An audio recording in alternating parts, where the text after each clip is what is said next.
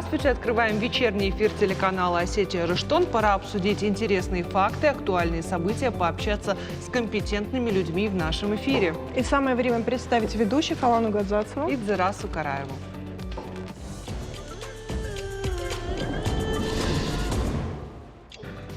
Дзер, ты уже чувствуешь, как зима уходит? Я чувствую, что упустила возможность помыть сегодня машину и еще лишний денек прокатиться на своем сверкающем железном коне. Но благо впереди у нас солнечные дни, и я еще успею, все в моих руках. Оптимистичные прогнозы дают синоптики, но в нашей республике мы особо не прочувствовали морозы. У нас зима такая сомнительная. То есть ты думаешь, что спешить мне некуда? А вдруг морозы ударят? Кто знает, март он такой. День удлиняется, настроение улучшается. Ну и заболеваемость ОРВИ падает. И если переводить этот романтический диалог в практическую плоскость, то можно сказать, что заболеваемость ОРВИ и гриппом в республике во всех возрастных группах на 16,4% снизилась. Верно? Да, верно. Ну, недельные пороговые показатели еще превышены. На лечении в стационаре находится 10 взрослых и 62 ребенка. Но тенденции позитивные. Вот, собственно, и лирика, небольшой романтизм. Такой практичный у тебя романтизм. И что мы все о зиме да о зиме, и если вот сани летом готовят, то что же, интересно, готовят зимой к лету? И что бы вы думали, защиту от града? Минсельхоз объявил тендер на услуги по защите сельхозугодий от градобития. Площадь угодий — это 200 тысяч гектаров, а начальная цена контракта — 9,5 миллионов рублей. Однако град — это далеко не единственная угроза для сельского хозяйства. В этом году в ряде регионов прогнозируют распространение саранчи.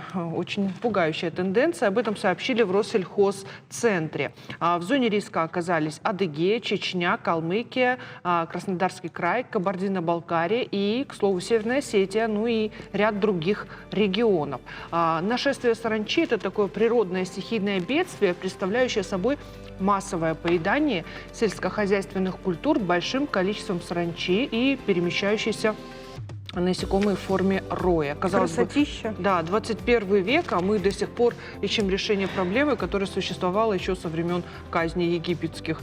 Одним из самых крупных нашествий саранчи в истории считается нашествие 1915 года в Палестине, а из недавнего это разрушительное нашествие насекомых, которое было в ЮАР в 2021 году. Что ж, как бороться с этим явлением, обсудим прямо сейчас с нашими гостями. Благо у нас есть мастера этого вопроса. Здравствуйте. Добрый вечер. Одна надежда на вас. Здравствуйте. Добрый вечер. Ну что ж, такая информация поступила о том, что этот год, 2024, угрожает нашествием саранчи, в том числе и в регионах России. Это разные виды. Вот скажите, вообще на основании чего могут делаться подобные прогнозы? То есть как определяют, что есть такая угроза, и насколько они могут быть оправданными, эти прогнозы, или не оправданными? Видимо, пока ходишь и хрустишь. Пожалуйста. Спасибо. Ну, слово «саранча», конечно же, страшное слово, потому что оно всегда ассоциируется с большим вредом, который наносится сельскохозяйственным посевам и этим многоядным вредителям. Да, на самом деле, саранчевое – это большое семейство насекомых, насчитывает до 60 видов. И на территории нашей республики из них встречается 3 вида. Это мароккская саранча, итальянский прус и азиатская перелетная саранча. Если посмотреть, то на самом деле какие же предпосылки есть для того, чтобы эта саранча появилась и нас и стала вредить? Предпосылки такие, значит, ранее должен был этот вредитель находиться у нас в больших количествах. Дальше, значит, в процессе откладки яиц и кубышек, значит, большое количество этих яйцекладок сохранилось к началу нового сельскохозяйственного года. Как раньше весной сложится климат, от этого зависит время от рождения, значит, личинок из этих яиц и так далее, и так далее. Очень много, значит, факторов, которые способствуют, значит, вот быстрому размножению этого вредителя. Вообще-то этот вредитель, он характерен для регионов, где есть сухой, засушливый, аридный климат. В основном встречается там. Вот. Что же у нас они тогда забыли? Да, кстати говоря, у нас далеко И не закон. скажу вам откровенно, я как вот руководитель учреждения, который занимается мониторингом вот как раз саранчевых вредителей, последние 3-4 года у нас складывается нормальная обстановка, численность и популяция этих вредителей у нас естественный фон или природное их наличие. Вот. Поэтому особой тревоги для нашей республики я, конечно, здесь не вижу. Хотя, как вы уже упоминали в начале вот нашего разговора, во многих субъектах, регионах это просто кошмарно размножается, этот вредитель. Возьмите регионы Южного и Северокавказского федеральных округов. Начнем с Астраханской области. В огромных количествах у них встречается этот вредитель. Вот. Точно так же Калмыкия, которая находится рядом. К Калмыкии примыкает Ставропольский край, к Ставропольскому краю Краснодарский, Волгоградская область, значит, Ростовская область там тоже встречается. В Дагестане, в Республике Дагестан, в Чеченской республике, чуть меньше его, конечно же, в Ингушетии и у нас. Ну, это к счастью, наверное. Вот. А так, если посмотреть, то есть такое понятие у нас, у биологов, экономический порог вредоносности. Это показатель, который дает нам понять, настолько плотно, значит, заселены посевы вредителем. Отчет ведется на одно растение, сколько, например, насекомых на одном растении, сколько на одном квадратном метре и так далее, и так далее. Все зависит от культуры и от вида вредителя. Вот если мы посмотрим, то смотрите, какая ситуация. Вот весной прошлого года, 2023 года, мы проводили определение перезимовавшего запаса саранчевых в республике. Да, значит, мы обнаружили его на 410 гектарах, но количество вредителя, который отродился потом, не превышало экономический порог вредоносности. Экономический порог вредоносности, например, для азиатской перелетной саранчи составляет 1-2.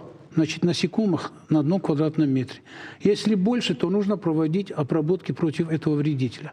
Значит, что касается мароккской саранчи и итальянского пруса, то там, значит, ЭПВ или вредоносности экономической, значит, составляет от 2 до 5 насекомых или особей на одном квадратном метре. Значит, эти величины у нас не были превышены, поэтому у нас спокойная пока обстановка. Дальше, в течение всей вегетации в прошлом году мы отслеживали, значит, когда начали отрождаться из яйцекладок, значит, личинки, как они проходили. Есть такое понятие онтогенез. Это вот как у человек рождается, и детство, юношество, зрелый возраст, старость и так далее. То есть он проходит стадии в своем развитии в течение своего существования. Правильно? Вот у растений, у всех, у живых организмов то же самое наблюдается. Значит, одна фаза или одна стадия сменяется другой. Значит, из яиц, значит, отродились личинки первого возраста, второго возраста, третьего возраста, 4-го, 5-го, 6-го. И, значит, здесь очень важно, если произошло отрождение, не дать личинкам отродиться дальше или, значит, перейти в 4-ю стадию. Почему? Потому что в этой стадии у них появляются крылья, происходит окрыление. И у них есть стадное чувство, поэтому мы их называем, есть саранчевые стадные, а есть нестадные формы. Нестадные – это одиночные, значит, вредители, вот кобылка, тот же кузнечик, который мы ловили вот на лугах, значит, в молодости, в детстве. Вот. А вот, значит, в отличие от нестадных форм, стадные, вот именно саранча азиатская, значит, итальянский прус и, значит, мароккская саранча, они сбиваются в кулиги, в стаи, в стада. И, значит, перелетают огромные расстояния, преодолевают. Например, за сутки могут преодолеть до 300 километров. Все зависит от попутного ветра и так далее, и так далее. Садятся и пожирают буквально все. Но вообще-то они предпочитают места, где очень много сочной растительности. Лакомым кусочком для них являются растения рогоза и камыша. Они растут на воде, значит, очень много влаги, мягкие, нежные, у них, значит, наземная масса, и они охотно поедают его. Вот. Значит, к влаге вообще они очень требовательны. Почему? Потому что если наступает сильная засуха даже, и влаги нет, да, то, значит, они начинают поедать слабых своих, значит, соплеменников, если так можно назвать, вот, ослабленных и так далее, чтобы утолить хотя бы вот частично вот жажду в воде. Ну, то есть, получается, они распространяются в засушливом климате, но при этом влага им обязательно нужна. Ну да. Какие И, значит, неприятные и создания. вот смотрите, отслеживаем Миграция. по возрасту, по личинкам, потом уже из них появляются уже взрослые имагу насекомые, так называется имагу. Значит, они бывают как самцы, так и самки. Самки откладывают, происходит спаривание, отложение яйцекладок. И яйцекладки напоминают собой вот русский валенок, который войлочный, такой формы, как хоккейная клюшка. И, значит, вот самка, она садится и в почве на глубине 5-6 сантиметров, откладывает, значит, свой секрет. Это внутреннее, это пенистое такое вещество, которое обладает большой клеящей способностью. И сперва формирует ложе, потом бока вот этого валенка или кубышки. И потом, когда откладывает туда от 120 до 150 яиц, он закрывает его и на этом потом отмирает. Мне кажется, вы телезрителям аппетит сейчас отбили. Если они ужинают, то да. А вот такой вопрос. Вот на каком этапе эффективна обработка? То есть, если это яйцо, эффективна ли обработка против? Против яиц нет. А вот как только появляются личинки, важно, вот почему мы фитосанитарное обследование проводим. Нам важно поймать, когда появились личинки из яиц, от рождения произошло. И вот какое-то время, неделя, 2 недели, первый возраст, второй возраст. И между вторым и третьим возрастом надо их бить, уничтожать. Для этого есть очень много способов. Вообще есть такие превентивные меры, как бы предварительные или профилактические меры. Да, значит, и суть в чем заключается? Вот, например, глубокая спашка плантажная. Почему осенью нужно обязательно проводить зяблевую спашку? Потому что если отложили на глубине 5-6 сантиметров, мы спахали на глубину 25-28 сантиметров, то вот эта кубышка, значит, переворачивается, попадает на дно борозды. И она уже туда не выберется, они погибают, понимаете? Поэтому есть плантажная вспашка глубокая. Значит, кроме этого, севооборот. Вот посмотрите, севообороты, почему я называю. Это очень важное для растениеводства, агротехнический прием. Почему? Потому что одну культуру на одном и том же поле сеять нельзя несколько лет подряд. Вот в Осетии кукурузой мы занимаемся из года в год. По 10, по 15 лет.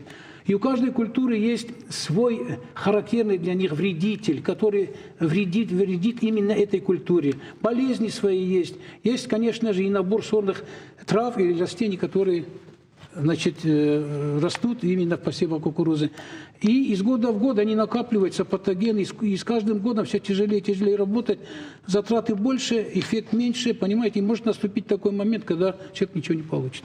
Поэтому севообороты обязательно вводить надо. Юрий Харитонович, расскажите, как вы умудряетесь справляться и доставляет ли вам неудобства вот этот вредитель? Ну, слава богу, у нас саранчи нету. Но есть свои вредители. Это у нас так распространено здесь в республике совка, которая также полюбила почему-то и спаржу. Ну, кто же ее не любит? Да. Что она из Есть себя спаржевая представляет? муха, и есть еще так называемая небольшое насекомое аленка. Красивое название.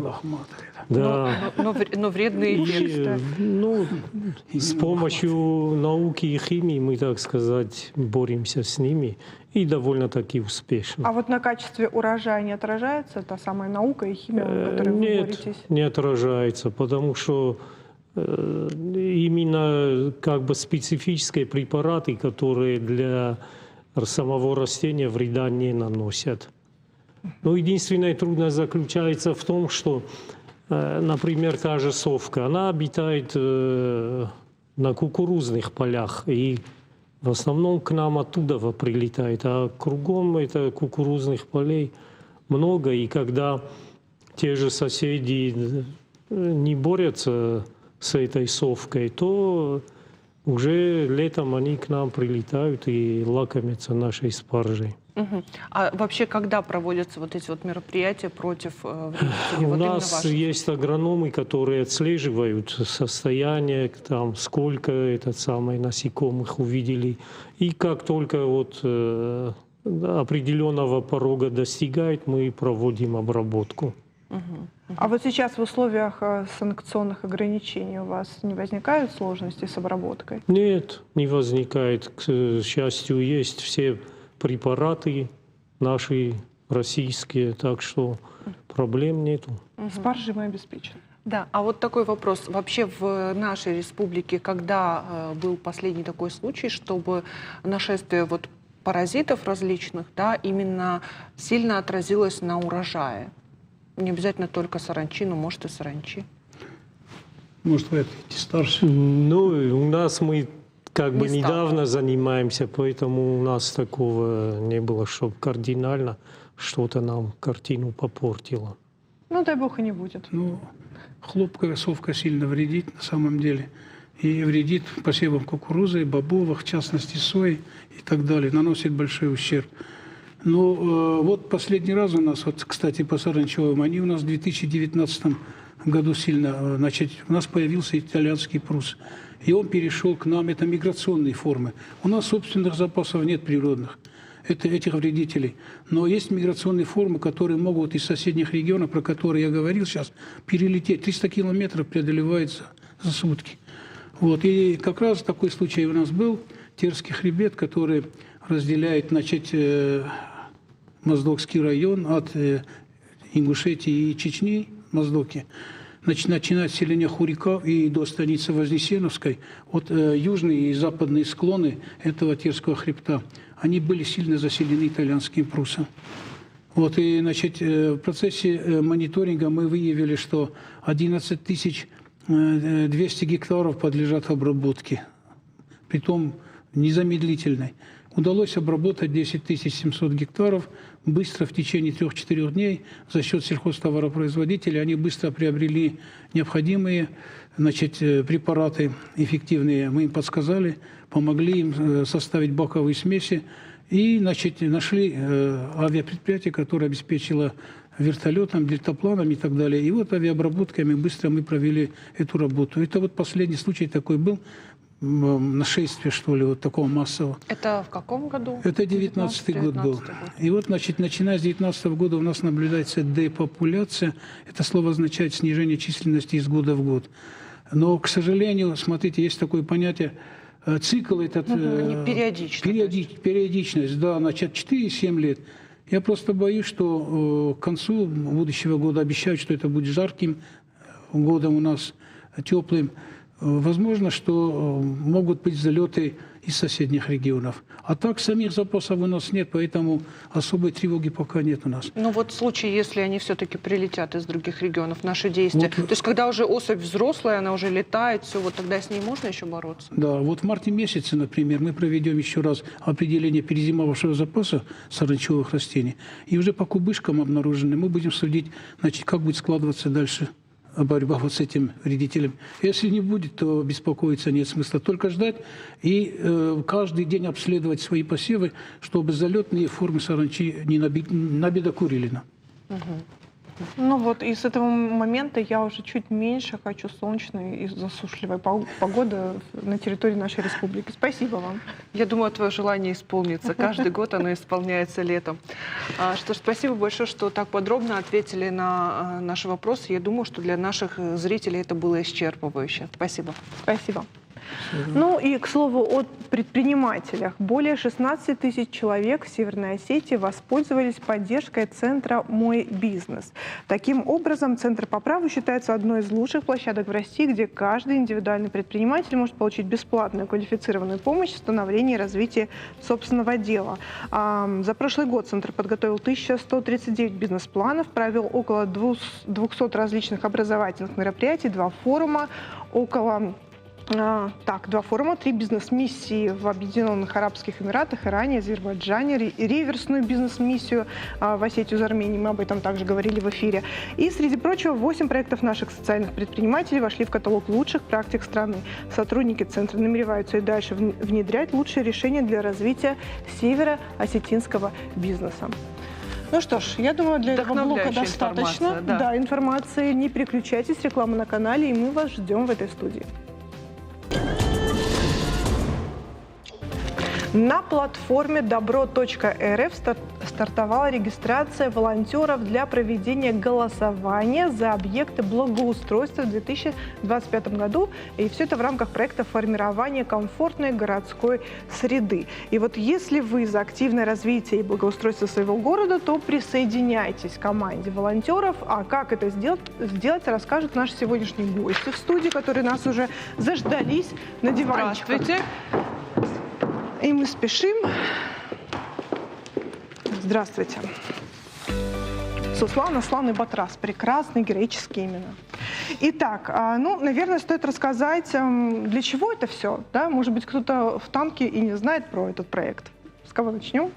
Асланбек Витальевич. Пожалуйста. Ну, давайте с меня.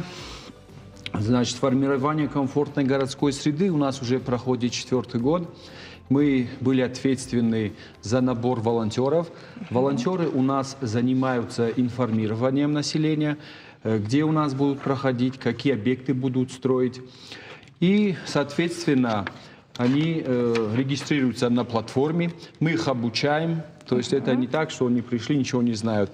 Нет, они знают все объекты, что надо делать, что надо рассказывать людям, как подсказать, где можно голосовать, какие варианты есть голосования.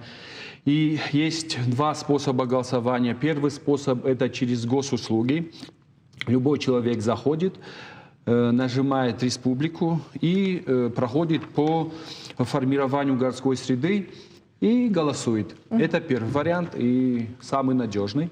И второй вариант у нас волонтеры, которые информировали, они также могут по средствам приложения зайти и подсказать нашему населению, как удобно им проголосовать.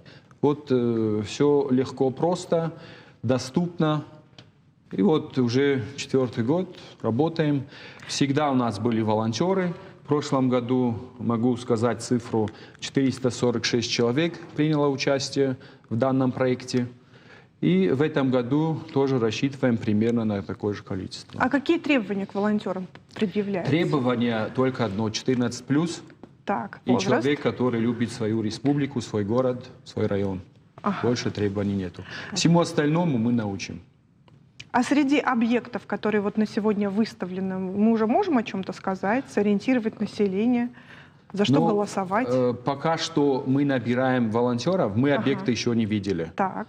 То есть приложение, он еще не сформирован полностью.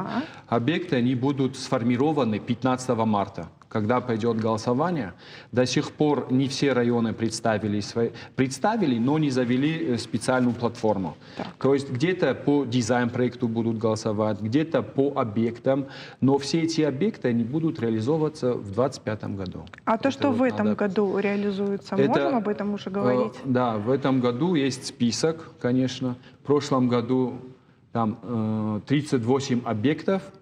И самое интересное, те объекты, которые выиграли, они обязательно должны быть исполнены. Там такого нету, что один объект отремонтировали, а он в списках его не было.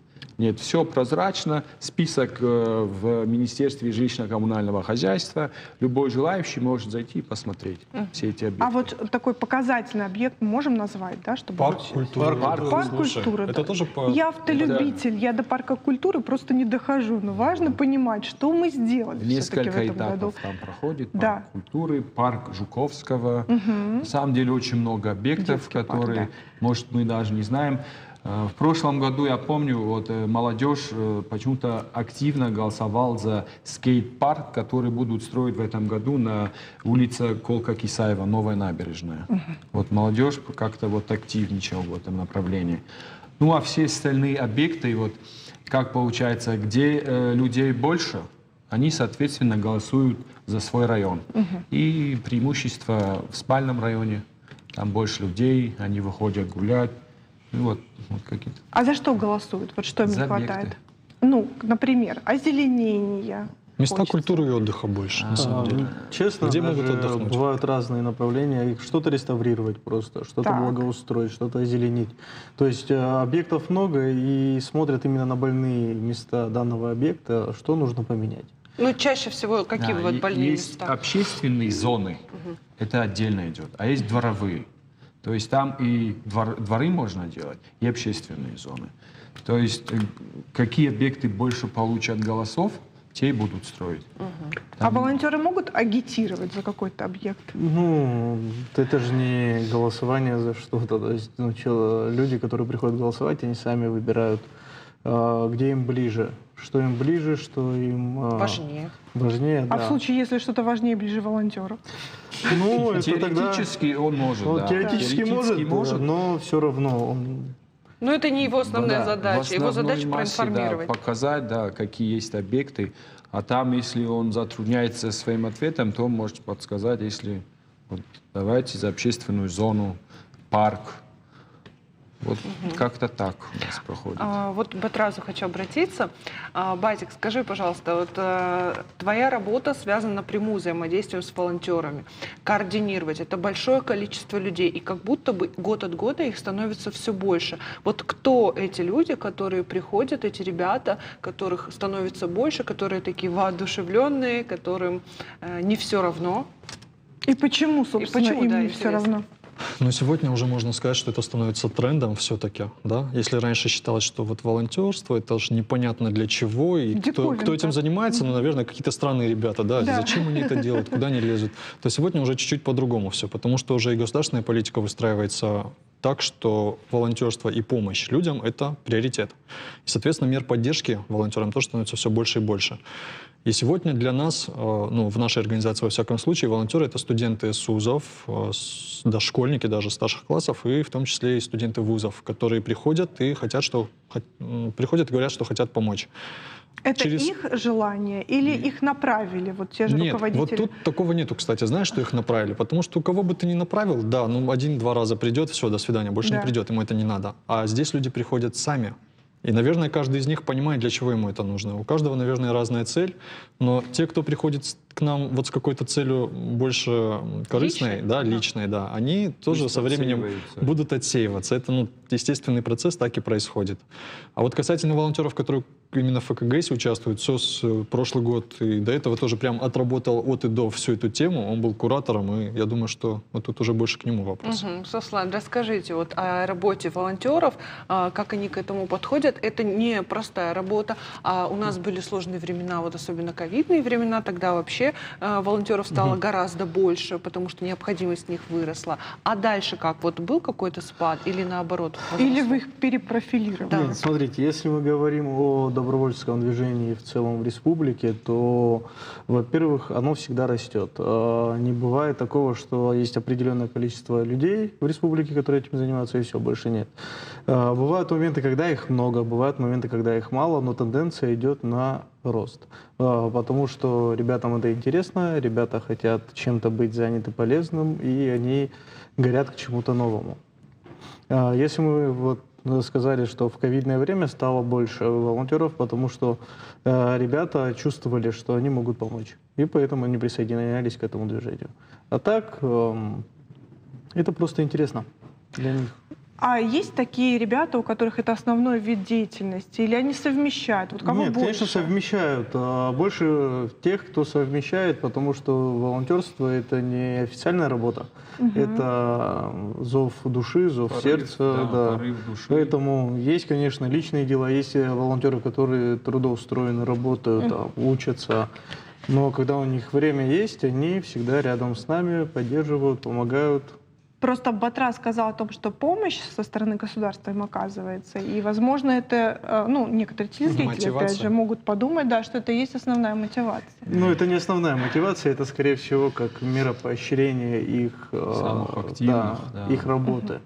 Почему это важно? Потому что ребята, которые на протяжении 2-3 лет занимаются добровольческой деятельностью, ну, со временем выгорание происходит, потому что занимаются, отдают много, а по факту, если мы будем сравнивать это с трудоустройством тем же самым, где человек получает зарплату, то доброволец, волонтер не получает не зарплату, он получает просто эмоции от этой деятельности. И чтобы ребята не перегорали, есть различные меры поддержки, именно мотивации. Чуть-чуть, если можно, Конечно. по мерам поддержки.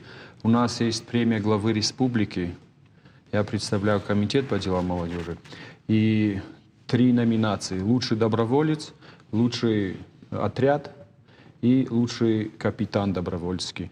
И все они получают по 50 тысяч рублей. И ежегодно мы это проводим в декабре месяце, на 5 декабря, на День волонтера, мы подводим итоги. В этом году тоже подвели, определили. Но есть один нюанс, когда одни и те же добровольцы 2 года уже участвовать не могут. Вот, допустим, у нас в прошлом году Амурхан Кусов, быть добру, очень активно поработали, Жанна Маргиева. Ну, им равных не было. Если бы они в этом году тоже подали, им опять бы равных не было. Но Да. мы вот этот момент учли, чтобы постоянно одних и тех же не мотивировать. И вот продумали вот эту систему, что 2 года других тоже поощрим. Также у нас есть медаль на лучшего добровольца.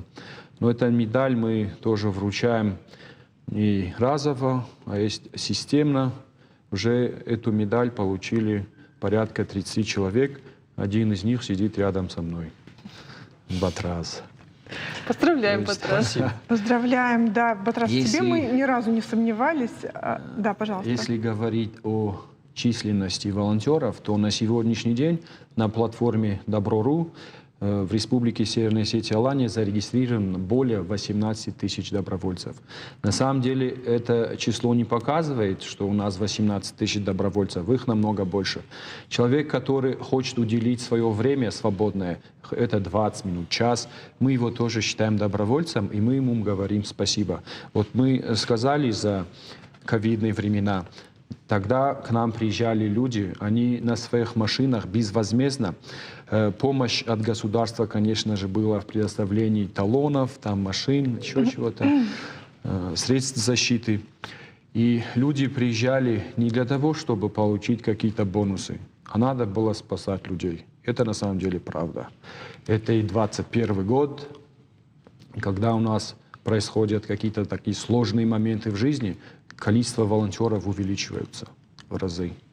И реально это, вот я их считаю тогда героями, когда в 2020-2021 году люди не жалели себя, а заходили в красную зону, заносили кислород. Вот мы все здесь втроем это делали.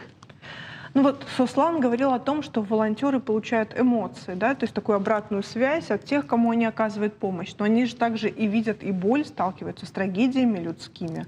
Вот эту проблему как-то решаете, вы помогаете, может быть, психологическая какая-то помощь оказывается вашим сотрудникам? Безусловно, у нас, когда мы открыли клуб «Мы вместе», там было одно из направлений, это психологическое направление, психологические консультации. Они оказывали помощь не только нашим волонтерам, но оказывали помощь населению. Потому что в ковидное время большинство людей, они были в панике. И через Министерство труда и социального развития, у них очень много психологов были, через Центр социализации молодежи мы организовывали колл-центры. И вот в рамках акции «Мы вместе» были и психологические консультации, однозначно. Можем еще затронуть другие вопросы, которые предстоят волонтерам, в том числе вот приближаются президентские выборы, и тут большая нагрузка ляжет на плечи, в том числе и волонтеров. Вот об этом хотелось бы, кто бы...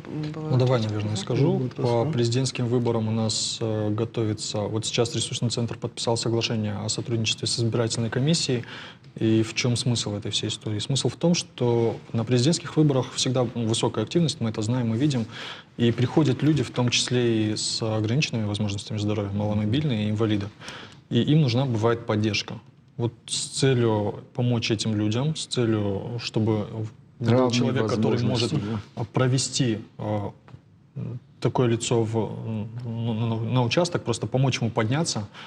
У нас будут на каждом участке по 2-3 человека, волонтера. И когда они понадобятся, они, естественно, окажут помощь. И плюс они еще могут и информировать, и консультировать, и показывать, координировать потоки. Вот это будет тоже большая помощь. То есть за кого голосовать, они не имеют права. Это уже В этом случае категорично. это мы все знаем. Здесь уже так нельзя. А вот работа штаба «Мы вместе» по помощи участникам СВО и их семьям также ведется, да? Да, не поверишь даже. Ну, Буквально не тут так. уже скрывать не буду, да, потому что друг друга давно знаем, и говорить также буду открыто. Вчера, и сегодня, и позавчера, и чуть ли не в ежедневном режиме нам пишут военнослужащие в штаб. Это, ну, пишут прямо с места. Там, где у них связь есть, они пишут и показывают свои точки, где находятся, и говорят, что если им чего-то не хватает, говорят, нам вот этого не хватает, вот здесь, на этом месте. И в этом случае штаб тоже подключается. Огромная работа ведется руководством республики, просто колоссальная. И то, что они делают, я думаю, что прям образец для, наверное, многих регионов. Но сегодня в республике действительно ведется большая работа. А общественники объединились вот в этот штаб. Мы вместе еще с ковида. Сегодня он уже штаб работает для поддержки военнослужащих и членов их семей. И когда мы узнаем какой-то запрос, мы можем обратиться, допустим, в Народный фронт и сказать, что есть такой-то запрос. А у Народного фронта есть сбор средств в рамках федерального счета «Все для победы». Да.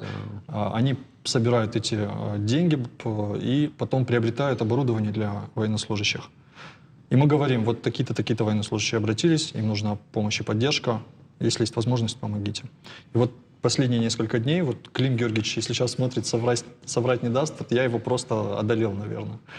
И в меру возможности помогают, пытаются это делать. Плюс это про штаб было, да? Клуб мы вместе у нас открылся. Недавно еще, да. Клуб мы вместе, это другая чуть-чуть история. Амурхан Кусов, о котором мы говорили, открыл этот клуб. Амурхан является победителем премии «Мы вместе». И в этот клуб войдут победители премии. В этот клуб войдут организации, самые активно участвующие в добровольчестве и общественной жизни республики, и будут вместе все уже помогать и делать что-то хорошее. Как и помогать было друг до другу сих в том пор. числе, да. Вот Ну такая что история. ж, мы желаем вам, чтобы ваше число все возрастало, и действительно страстных, деятельных людей, например, таких как вы, либо Амурхан, становилось все больше и больше в ваших рядах. Спасибо.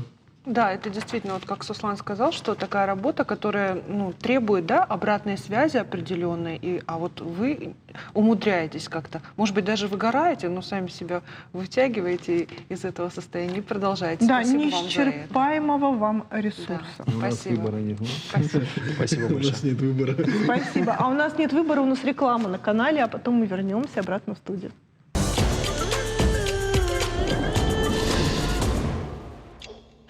Сегодня в Республиканском доме народного творчества прошел семинар-практикум плетения осетинской косынки «История и современность». Он приурочен к столетию автономии Северной Осетии.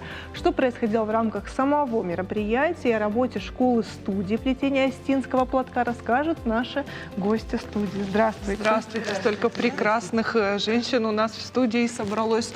Рады вас видеть и еще принесли с собой такую красоту. Да, действительно.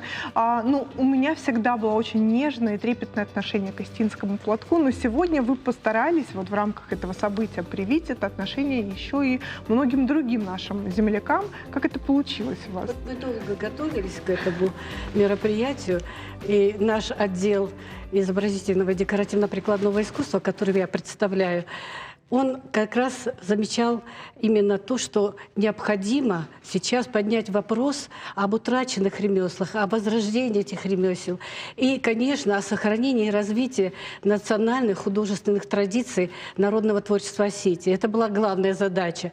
И вот один из видов женского рукоделия, уникальнейший вид, это вот плетение национального осетинского платка. И мы долго собирались, и, наконец, мы торжественно открыли и пригласили, конечно, на наше мероприятие школу-студию, которая работает у нас при Доме народного творчества.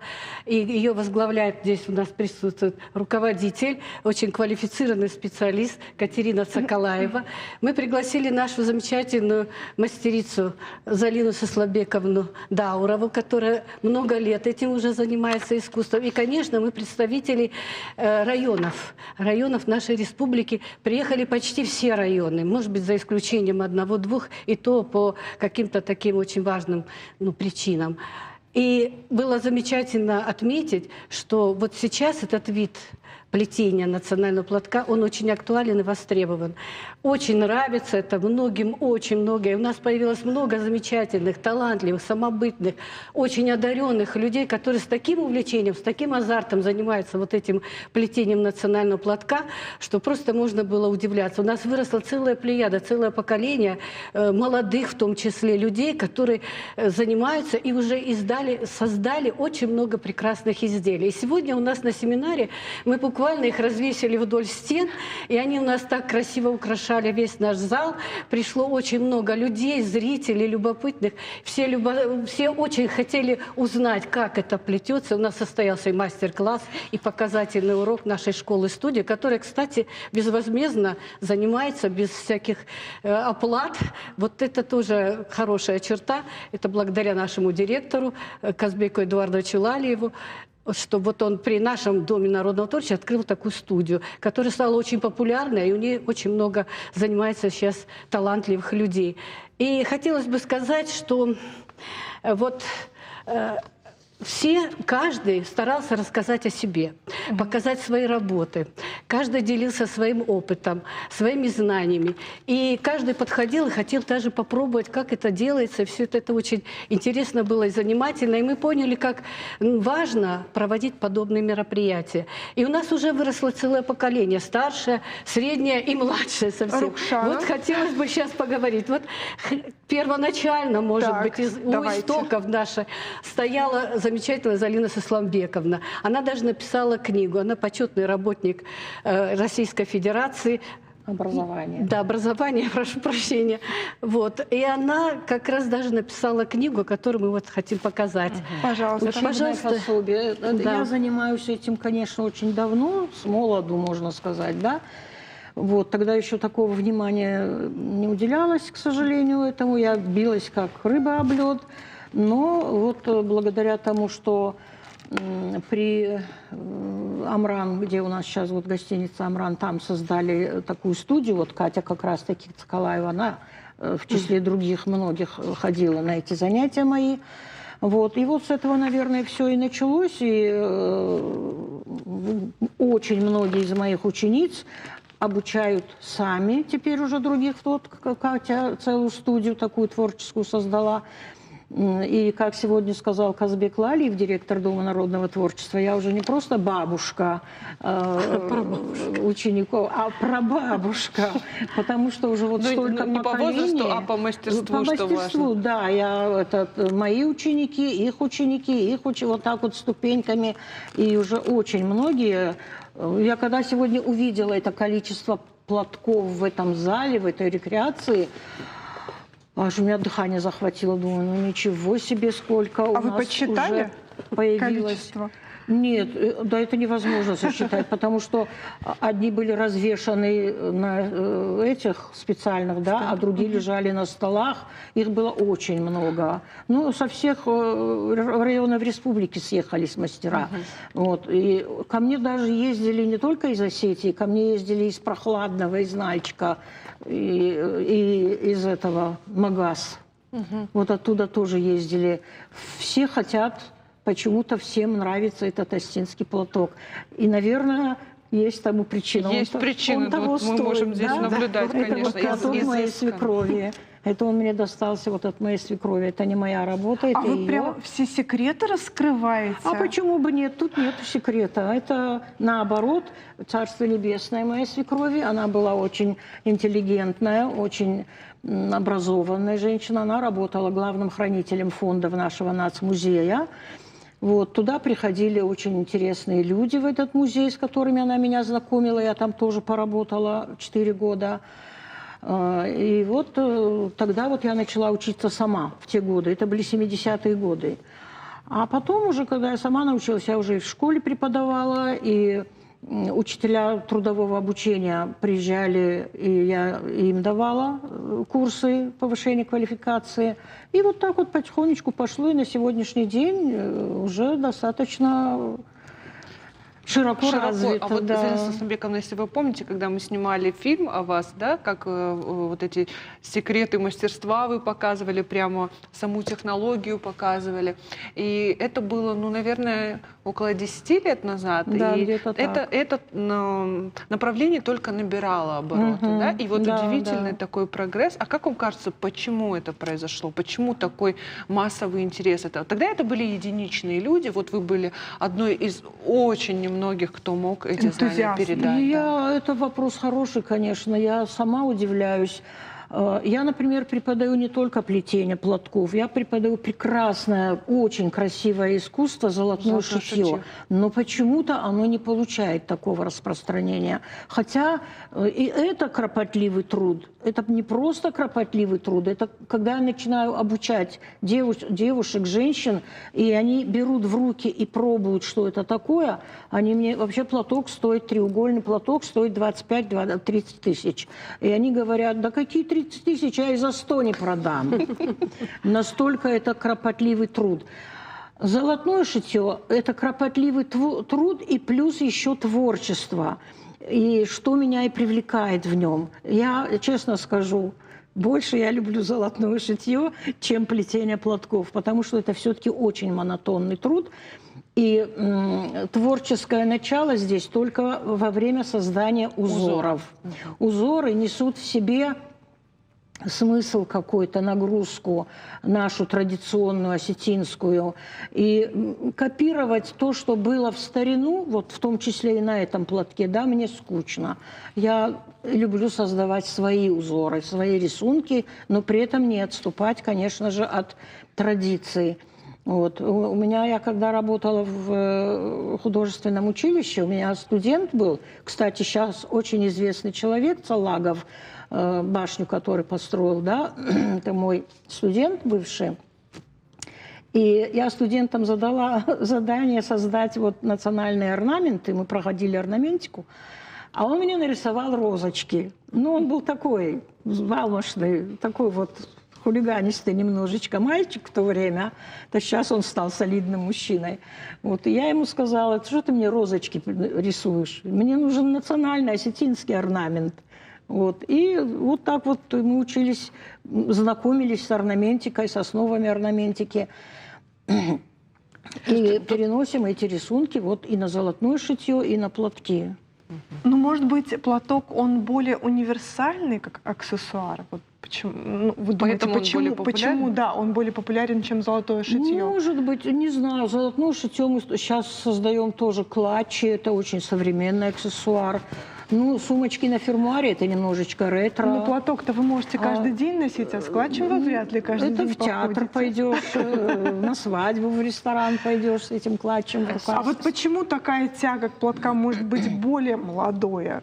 Чуть более Мне молодое кажется, сейчас поколение вообще расскажет. тяга. Я сейчас еще добавлю ко всему национальному, не только это касается платка. Посмотрите, сейчас же стали очень популярны мужские рубашки вот с этими пуговицами, да?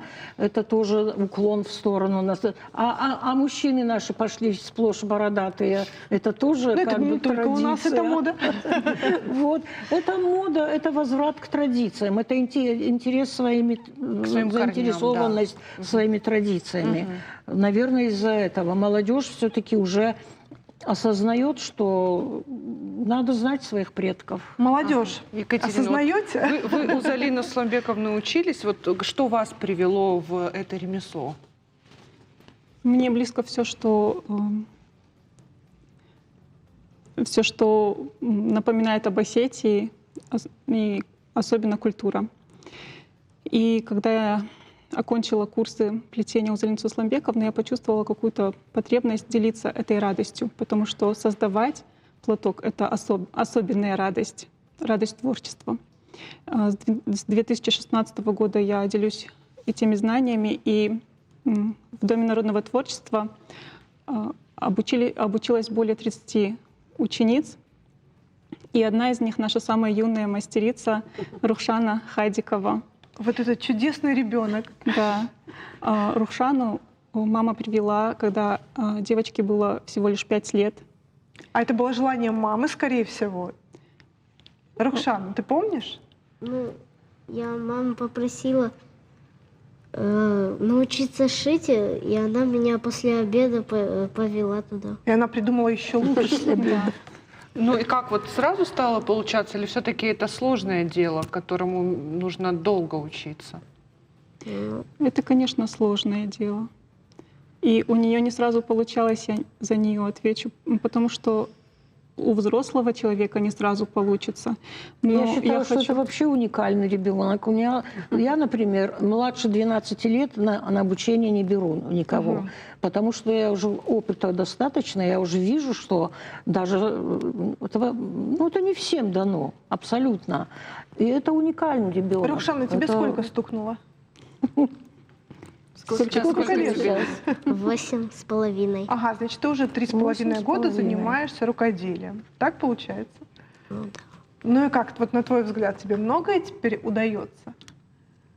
Ты себе что-то, может быть, делаешь, маме Ну-ка, что-то. покажи, даешь. какие Я вам у тебя покажу изделия. ее успехи. Эту салфеточку мы плели больше года. Это ее первая салфеточка. Хочу отметить ее старательность, ее любовь к этому делу. Я когда вижу ее горящие глаза, я понимаю, что все это не напрасно. И это ее первая салфетка, но я хочу рассказать про ее первую косынку. Пожалуйста, ее тоже покажите. Это первая косынка Рухшаны Хадиковой. Рухшана, это потрясающе. Она сплетена по поводу. Какому? Рухшана плела косынку как подарок для своей младшей сестры Агунды. И Агунде должно было исполниться 4 года. И вот мы 4 месяца спешили, чтобы успеть. Успели? Успели. Успели, да? Подарок То есть, если сначала первую плели год, маленькую салфеточку, Да. то сейчас уже за 4 месяца за справились. 4 месяца, да. Это что за чудесная семья у тебя, Рухшана, где девочки с такими руками и такими именами? Спасибо маме.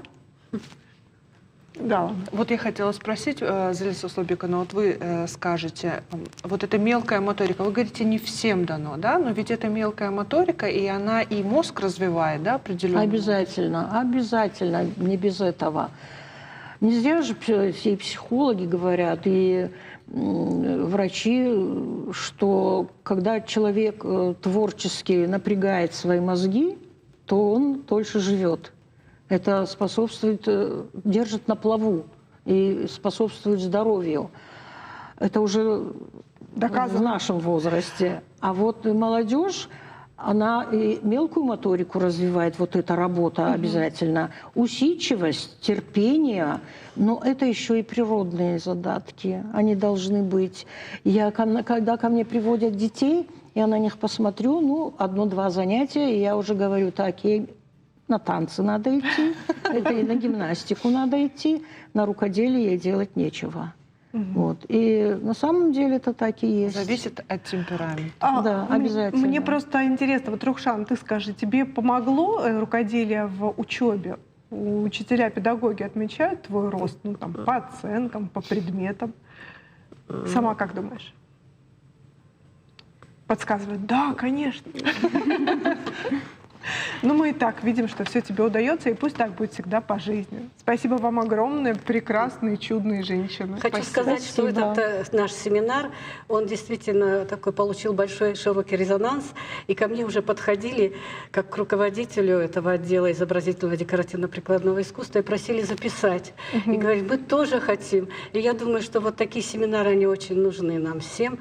Я думаю, что не только вот творческие объединения, или там клубные формирования, или даже просто отдельно мастер где-то один работает. Хорошо, когда именно примыкает еще большое количество людей, которые наглядно увидят процесс создания этого платка и вообще то, что вот мы хотим возрождать и развивать наше народное творчество Осетии. Глядя на вас, Рухшану, мне самой захотелось завести дочку и отправить ее к вам на курсы. Сама сходи на курсы, что ты перекладываешь на дочку? Ответственность. Я надеюсь, что следующий подобный семинар будет посвящен золотому шитью, Залиса Услугбековна. Да. Дай Бог. Надеюсь.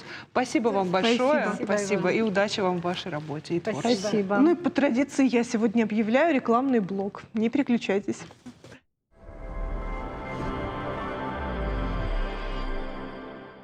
В мебельном салоне «Рум» открытие нового отдела. Невероятное количество разнообразных моделей столов и стульев, как в классическом, так и в современном стиле. Доступна беспроцентная рассрочка до 12 месяцев. Ждем вас в салоне мебели «Рум». Адрес: улица Калинина, 79. Вжал. Зиза. Вахчита. Смана рухкан. Аппаты Ахштягдар. Бухарда он.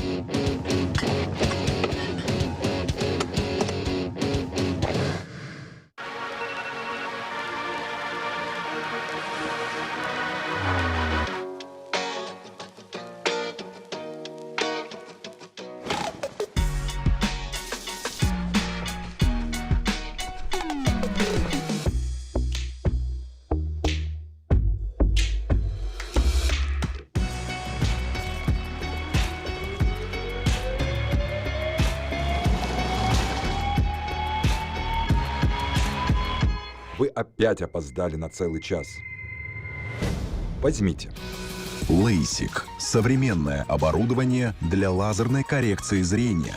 Операция займет всего 30 секунд, и мы вернем вам радость и краски жизни.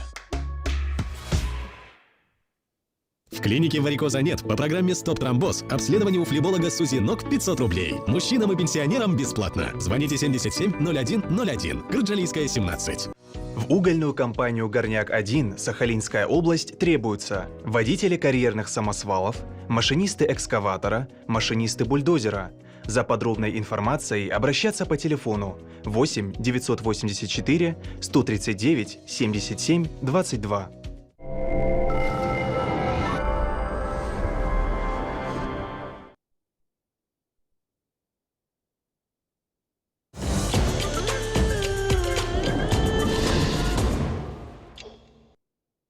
Вот мы так прекрасно поговорили на тему рукоделия. А ты вот как расслабляешься?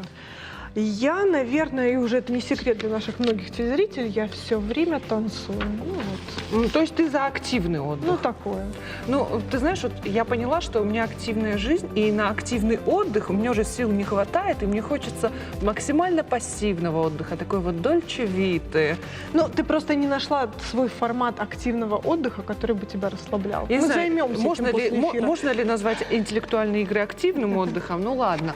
Но мне вот все-таки такие какие-то медитативные процессы вот нравятся. Созерцательные. Созерцательные. Вот как, например, плетение косынки. Я прям не уверена, что у меня хватило бы, скажем, усидчивости. Может, Залина Сусланбековна меня бы тоже на танцы отправила из-за темперамента. Но вот если вспомнить историю, да, то в прошлом люди были более такие спокойные, более сдержанные. Темп жизни был размеренный. Женщины вышивали, мужчины там что-то строгали, пилили и так далее. И вот это все была жизненная необходимость для каждого человека. Сейчас люди этим занимаются только в качестве хобби.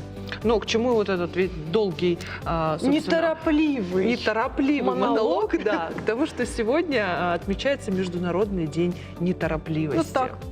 Вот, поэтому мы и не торопимся, а спокойно, размеренно общаемся и представляем нашу гостью Юлию. Юля, здравствуйте. Юлия. Добрый вечер. Добрый вечер. Знаете, у нас такой комичный случай произошел при подготовке нашего эфира. У нас в эфире должен был быть сюжет, который посвящен неторопливости. Но, видимо, наши коллеги настолько глубоко прониклись духом праздника Дня неторопливости, что этот сюжет не вышел. Поэтому на вас ложится вся нагрузка рассказать нам, в чем же польза, а может быть иногда и вред неторопливости. Есть ли, вот где вот эта вот грань между тем, чтобы быть неторопливым, а вот уже дальше это переходит в лень, апатию и так далее. Вот вы как психолог что скажете и на этот счет? Ну, как психолог я бы сказала, что торопиться надо медленно, а как просто человек, который живет в таком многозадачном мире, где очень много надо успевать делать быстро, то я бы сказала, подходит ли мне эта неторопливость или нет, еще большой вопрос. В моем представлении это очень индивидуальный. Очень индивидуальный вопрос, потому что есть понятие темперамента, которое ты озвучила буквально несколько секунд назад. И здесь, мне кажется, ты очень-очень попала в точку. Темперамент наш зависит от работы нервной системы, от того, как одна нервная клеточка посылает импульс другой нервной клеточке. И у некоторых людей это бывает быстро, например, у холериков, тех активных как раз людей, которые любят достигать, и неторопливость — это не про них. И наоборот, те люди, например, флегматики или меланхолики, у которых нервная клеточка работает чуть медленнее, и это неплохо.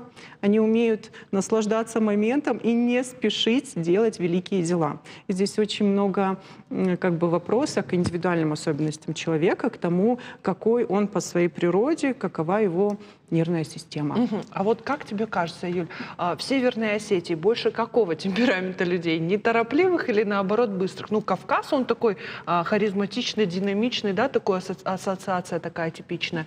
Но мне кажется, вот в Осетии, вот мои наблюдения, да, мы любим поздно приходить на мероприятие, там, на час позже. Ну, это классика. 30 минут — это вообще часть культуры. Ну, часть культуры. Ну, Ты считаешь, это неторопливость или безответственность? Мне кажется, это часть вот этой вот дольче-виты, такой осетинской, нет? Мне кажется, как что вы да. считаете?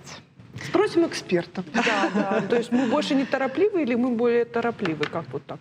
Ну, я бы начала с такого общего момента, что принято считать в науке, что во всей нашей природе пропорционально разбиты все типы темперамента. Их 4. Я назвала 3. Да, еще сангвиник, который более-менее уравновешенный, но при этом очень активный. И если отталкиваться от этой точки зрения, то я буду склонять к тому и держать позицию, что равномерно распределяется именно этот критерий. Однако другие культуральные особенности могут сказываться на нашем поведении в том числе.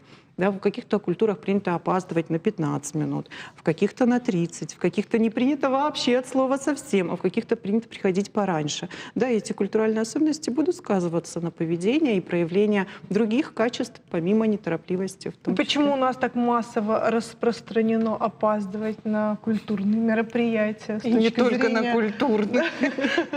Очень интересно мне отдуваться за всю республику в этот момент. Может быть, есть такая тенденция, что южные народы, они более такие расслабленные, у них более теплый климат, и они себе могут позволить сильно не торопиться, а где-нибудь там на севере пойди по линии, ты замерзнешь просто, и надо чуть-чуть в темпе жить.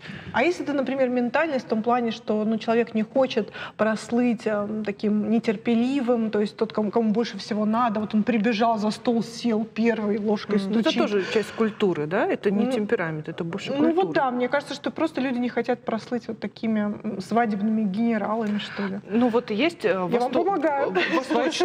Восточные практики, там, да, вот медитация, где принято, скажем, вот в Японии вообще, то есть нельзя опаздывать, это супер неуважение, если в Японии опоздали. А у нас, если придешь совсем уж вовремя, скажут, ну вот, как ты говоришь, в первых рядах. Помоги накрыть.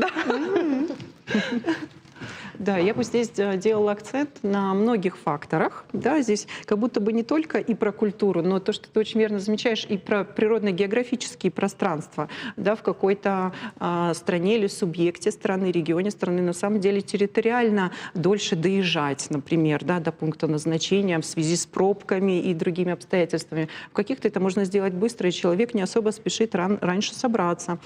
И еще второй фактор, тоже, который вы успели озвучить, это про мнение окружающих, как это влияет, и про то, как будет растолковано мое поведение. Я пришла раньше, меня осудят, я пришла позже, меня осудят. Где же найти эту золотую середину? Да, и здесь она будет у каждого своя, потому что она не только общая, объективная, но она и субъективная, насколько мне комфортно прийти пораньше, попозже, насколько я готова где-то помочь включиться в домашние там, дела, да, там, другой семьи или мероприятий, или к вам церемонии. Я приду на десерт.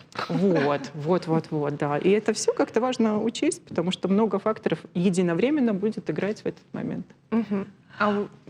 Вот меня всегда касается и интересует вопрос суетливости. Как вот здесь понять, когда я суечусь, когда я тороплюсь, когда поспешаю, не торопясь? Какой определяющий здесь фактор? Да? Своя внутренняя устойчивость, какой-то свой внутренний стержень, который либо меня внутри подгоняет что-либо делать быстро. Какая-то. Да, и вот она лежит, кстати, в основе суетливости. Именно тревога, она будет подталкивать человека к действиям. И помимо тревоги ответственность. То есть если я ответственен по априори, я, конечно, что-то заранее так продумаю или буду подгонять обстоятельства, чтобы успеть, потому что у меня есть обязательства, это моя ценность, вовремя успеть что-то сделать.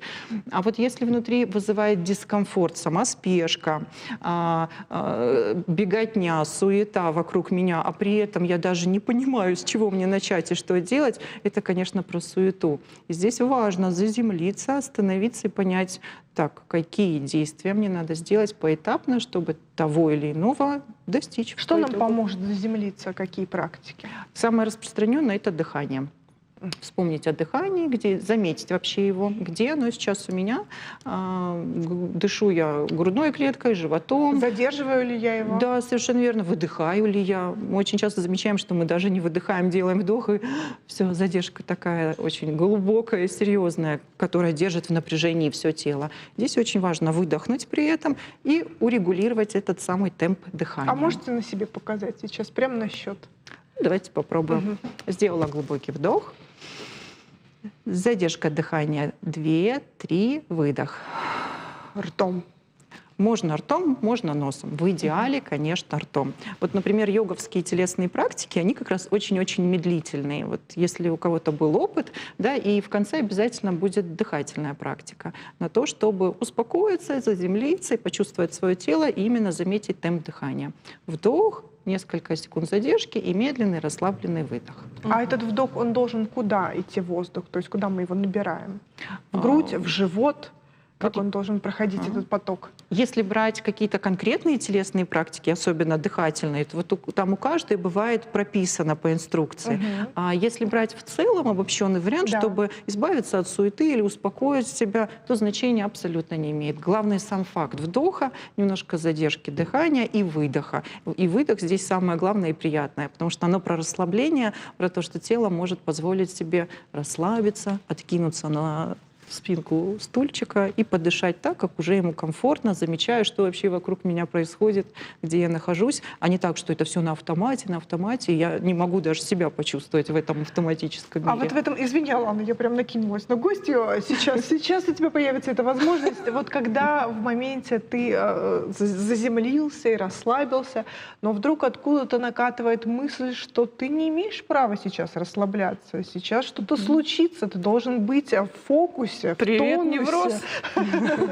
Вот эти мысли, как себе позволить заземлиться, позволить расслабиться, дать себе на это время полноценное? Есть замечательная медитация «Стоп», прям для мыслей. Когда в потоке этих мыслей, особенно осуждающих мыслей, где очень много чувства вины и образа какого-то старшего человека в голове, который попрекает. Да, в лучшем случае с кнутом, а в худшем с каким-нибудь огнестрельным оружием, да, и еще и кричит, как ты посмел, призывая и взывая к совести. Здесь очень важно прям говорить мыслям «стоп», «стоп», «стоп», прям повторять это себе. И это прям такая медитация, которая успокаивает мысли «стоп, я делаю то, что я сейчас считаю для себя правильным». «Стоп, я делаю то, что я считаю для себя правильным». Вот это повторение, неоднократное повторение. Это про себя или прям вслух? Как будет удобно человеку? В идеале, конечно, всегда просят психологи говорить вслух. Почему? Потому что речь — вторая сигнальная система. Говоря, мы запускаем нейронные связи, они перестраиваются и работают на нас. Да? То есть все здесь анатомофизиологически обусловлено. Но даже про себя тоже работает. А вот есть такая фраза: «Кто понял жизнь, тот не торопится». И я вот обратила внимание, что можно делать быстрые действия, можно быстро двигаться, быстро что-то писать, вот в нашем случае, да, но при этом не испытывать тревогу. То есть, получается, есть разница между тревожным таким состоянием и между быстрым состоянием. И чем оно определяется? Вот почему где-то ты проваливаешься в тревогу, а где-то ты просто быстро делаешь? Здесь много факторов. Один из факторов — это опыт. Вот прям он здесь играет ключевую роль. Когда мы научаемся что-то делать автоматически, убирается тревога, и мы делаем на автомате очень много задач и решаем их реально качественно. И вот опыт — это как раз в плюс. Следующий момент — индивидуальные качества.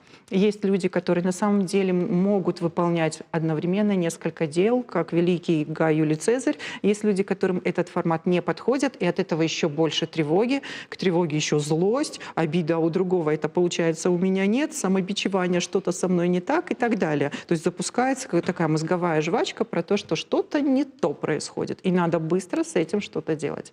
Вот идеальный вариант медитировать и говорить: стоп, со мной как раз-таки все в порядке, я такой. Кто-то может, а я вот такой. Я тоже могу, но зато я это сделаю качественно. Да, не так быстро, не так по скорости, повторюсь, быстро, но я сделаю это качественно. И здесь так много факторов личностных, да, и именно тех, которые отвечают за мой опыт, где я набил руку. Ну, вот важно не впасть ни в одну, ни в другую крайность, ни в тревогу, ни в абсолютнейшую апатию. Вот когда человек долго полежит на диванчике, то этот диванчик, он так затягивает, он такой уютный, еще можно фильм включить, сериал, вообще страшно. Прогнуть этот диванчик. И часто вот такие проблемы испытывают вот мамы, которые в декрете находятся долгое время, им потом тревожно уже выходить из этого декрета, потому что они уже как бы и забыли, как жить такой активной социальной жизнью. А вот где вот эта грань находится, и в какой момент вот эта вот неторопливость превращается в апатию и в лень, и какие причины вот у этих состояний, таких как апатия и лень, да? Да, вот если говорить прямо о депрессии, то там очень много еще скрытых механизмов, и это прям край.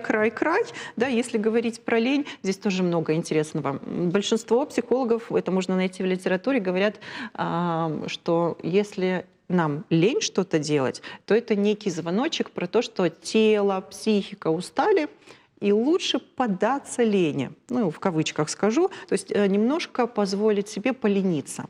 И это важно для самовосстановления. То есть это некий колокольчик, который говорит: слушай, хватит бегать, давай отдохни. Таким критерием, к сожалению, является еще и болезнь. То есть если мы заболеваем, то здесь важно подумать, где я перетрудился, перебежал, добежал раньше, не надо было, дайте-ка мне восстановиться, отдохнуть. Тело об этом кричит через повышенную температуру, боль в каких-либо частях тела, в голове, в горле, да, возникает кашель, насморк и так далее. Здесь это важный прям момент, когда позволить себе полениться, полечиться, полежать, он необходим. А другой момент, если это затянуто, прям неделями, недели переходят в месяца, то это, конечно же, крик о том, что что-то здесь не так, упал в другую крайность, в ту, из которой сложнее выбраться. И здесь еще очень важны другие психологические контексты, потому что в любой такой лени, длительной, продолжительной, да, есть какие-то нереализованные потребности. И их важно, конечно, заметить и реализовать. Например, условно, человеку надоела его работа, и, может быть, ему нужно найти какое-то хобби или же сменить работу. Вот какие могут быть решения? Идеальный вариант, если задавать вопрос психологу, пойти к психологу, скажет, да, чтобы это разобрать и понять, что за этим лежит. И там бы психолог работал с клиентом по поводу того, что конкретно не нравится, где есть ресурс, чтобы что-то менять в своей жизни или в своей работе, то есть в той системе, где тебе не нравится, на что ты можешь в этом опираться, что тебе нужно для дальнейшего своего развития и так далее. Да? То есть здесь, конечно же, такая очень глубокая терапевтическая работа по поводу того, на что ты можешь опереться в этой ситуации. А сам человек может нащупать ресурс? В какую сторону? Если задавать вопрос очень общий, то я отвечу тоже очень общий. Конечно, может. Как бы теоретически возможно. Но всегда нужен кто-то, кто может поддержать, послушать, оказать поддержку рядом, будучи таким объективным человеком со стороны. И, конечно, лучше проходить кризисные моменты с кем-то, не в одиночестве. Вот если отвечать на вопрос, как одному, то здесь вариантов много. Вот то, что Лана предложила по поводу хобби, как вариант, он тоже работает. Отвлечься на некоторое время, и надо понимать, что это будет краткосрочный эффект, потому что интерес к хобби, конечно, быстро пропадет. Да, но знаете, тут что работает? Когда мы ориентируемся на досуговые какие-то вот эти мероприятия, хобби других людей, это может абсолютно нам не подходить, то есть им это нравится, там они запитываются, а мы нет. И мы туда пошли, нам там не понравилось, и мы поняли, что нет. И это нам не подходит, и совсем уже углубились вот в эту пучину депрессии. Вот как все-таки понять, что вот это твое? Вот внутри что-то должно щелкнуть, может быть. Методом проб и ошибок. Прям пробовать. Не сдаваться. Нарабатывать опыт. Так, вот это пошел, попробовал. Так, не мое. Вот это пошел, попробовал, не мое. Как шведский стол, правда. 21 век, и методов отдохнуть и восстановиться множество. Объективно это так. В онлайн-пространстве, в реальном пространстве. А вот что из этого подойдет мне, что из этого шведского стола мне подходит по вкусу, по насыщенности, мне это для этого надо много попробовать. А что вам подходит? Ну, я люблю йогу, я люблю интеллектуальные игры, за которые я тебя благодарю. Прогулки, путешествия, походы в горы. Прям это то, что меня восстанавливает. А вот, к слову, да, сейчас время, когда мы огромную часть дня проводим в помещении. Ну, часто это офисные работники, в большинстве люди находятся в каком-то помещении.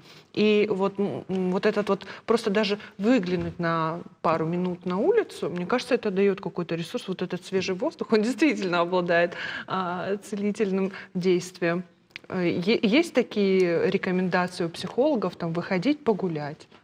Есть. Более того, я очень часто говорю даже не только клиентам, но и студентам нашим про то, что если не знаете, чем себя занять, собирайтесь и идите в горы. У нас на сегодняшний день огромное количество туристических клубов, фирм, походов, которых организовано это довольно лайтово, безопасно и интересно. И студенты прислушиваются, потом благодарят. Слушайте, правда, было классно. Я не знал, что в Осетии столько ущельев. Ну, или еще что-то для себя открыл. Но, как правило, люди идут по пути наименьшего сопротивления, просто берут гаджеты в руки. Да, это либо самолет. щелкают пультом. Ну, вот у этого же есть побочка. Да, однозначно, да. Какая? И ответственность будут нести они. Ну, в первую очередь, даже физическая утомляемость. Да? Про то, что человеку с утра до вечера его внимание направлено на какой-то виртуальный объект. Телевизор, гаджет, телефон, не имеет значения. Да, человек утомляется. Мы это можем опробовать на себе. Особенно это видно по детям. Да, как быстро они начинают жаловаться на головные боли, на боли в шее от того, что весь день провел за планшетом или ноутбуком. Да? Тем самым идет симптоматика физиологическая. Следующий момент – это эмоциональная усталость. Они тут же говорят про то, что устали, вроде бы и выспался, и наелся, и из дома не выходил, все было хорошо, нигде не мог подхватить болезнь, а чувствую себя так, как будто болею. Ни температуры, ни других симптомов нет. Да, про эмоциональную усталость, про то, что я устал просто внутри, и мне надо набраться впечатлений, чтобы снова радоваться жизни. Следующий момент – через эти гаджеты мы получаем очень много негативной, к сожалению, информации, в том числе очень много агрессии и жестокости, да, через игры, через фильмы, которые на сегодняшний день очень популярны, и они не могут не оставить след. Ребенок также становится агрессивным, например, или взрослый начинает проявлять агрессию по отношению к домочадцам, которые менее защищены от него, да, и тем самым проявляется вот этот эмоциональный разряд на ближайшем окружении, что негативно сказывается. А вот ты говоришь о том, что жестокость, там, агрессия и так далее, все, но человек потребляет даже просто позитивную информацию, я не знаю, мотивационных спикеров, там всякие курсы проходят, бесконечно все проходят какие-то курсы. Я уже не говорю... Да. Я уже не говорю про детей, которых отдают на 1000 секций, то есть у ребенка уроки, потом еще 10 секций, и у него совершенно, кроме того, чтобы лечь спать, поспать и снова пойти в школу, там не бывает свободного времени. У работающего взрослого человека точно так же работа. Вечером он пришел, посмотрел телевизор, полистал ленту социальных сетей, лег спать, проснулся, и информационный фон продолжился снова. То есть только на время сна мы выключаем вот этот фон. И плюс формируется такое, ну вот то, что сейчас распространенное такой термин, это клиповое мышление, когда мы приучаемся думать только короткими мыслеформами. Мы не читаем длинные книжки, мы стараемся, ну вот фильм посмотрел, все, получил впечатление, дофаминовый отклик, и чувствуешь себя молодцом.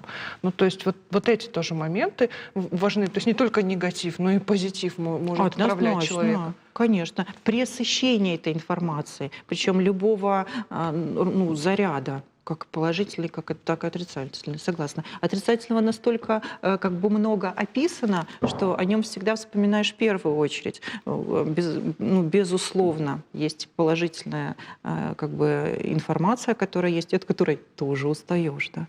Да, но ведь и от книг можно устать. Вот я, например, по себе сужу. Возможно, это общий какой-то фон, но даже и классические произведения у меня вызывают эмоциональную усталость. О чем это говорит, доктор? Я сейчас вспомнила, будучи студенткой, уже, по-моему, последнего курса, нам задали очередное произведение прочитать. Я помню, это был Достоевский. психологи читают Достоевского и Толстого в Настольная обязательном книга. порядке. Да. И я помню, как я заснула с этой книжкой, а утром сдавать эссе, и думаю, блин, ну что делать? Ну, вроде бы интересно пишет, и вроде бы все классно, но надо же, не успеваю.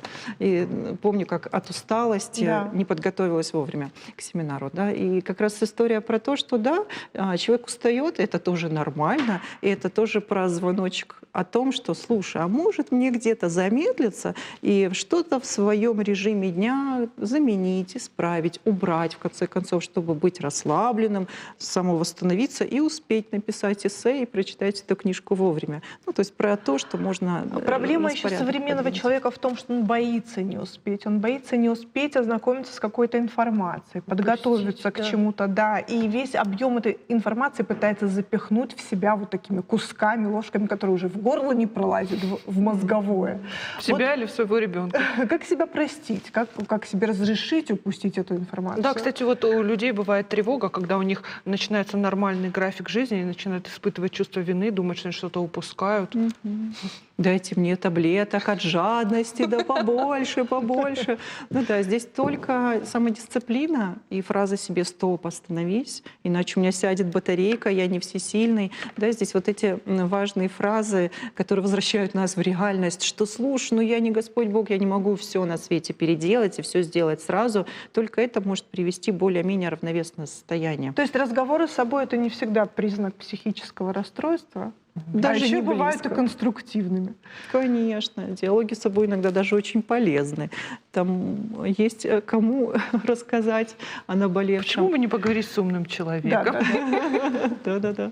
Спасибо большое, Юля, за такой подробный ответы на наши вопросы. Спасибо большое. И даже немного терапии. Да, терапии. И вот так вот мы провели вечер неторопливости с тобой. Спасибо. Спасибо вам, Диана. И спасибо вам, дорогие телезрители, что были сегодня с нами. Увидимся с вами совсем скоро. До встречи в эфире и всего вам доброго. До свидания.